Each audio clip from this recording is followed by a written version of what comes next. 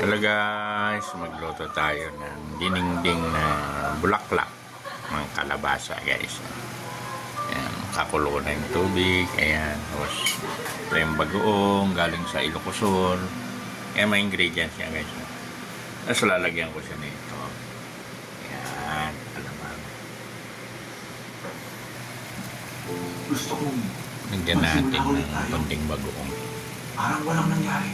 Kalimutan niyo lahat. Huwag kayo mag-alala. Puprotektahan kayo Hindi ni lang Papa. guys. Sa mga mananakit sa inyo. Kahit anong sabihin nila. Mahalaga kayong dalawa sa akin. Para maluto siya, mga bagoong. Ganyan natin. Patawarin niyo po ako. Nagkamali din po. Huwag mo Kahit sabihin nila. ano nang naman, pwede ilagay ito guys. Magic Nagtiwala sarap. ako sa inyo. Patawarin niyo rin ako. Simple lang itong luto guys, dinengdeng yan. Napaka-immature po. Wala ko na itutulong. Matis. Oo, pinalaki ko pa ino. Pero hindi ko na Pakuloyin lang ng pakuloyin. Nagyan na rin natin ito. Yan. Kumurot lang tayo konti yan. Oh. Pampalasa lang. Yun. Yan guys.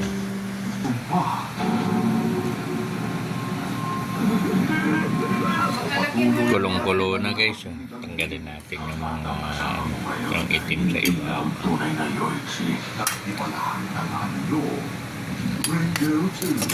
May luya yan guys ha. Native na luya, sibuyas. Ayun ang luya. Ayan guys oh. Lagay ko na to guys ha. Yun! Yun! Maapaw guys. Pero lilit yan. DJ, ayan po!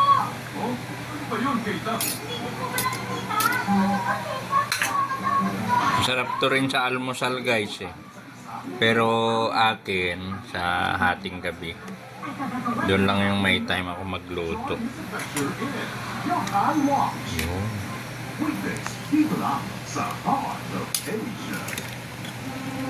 Pakuloyin natin guys.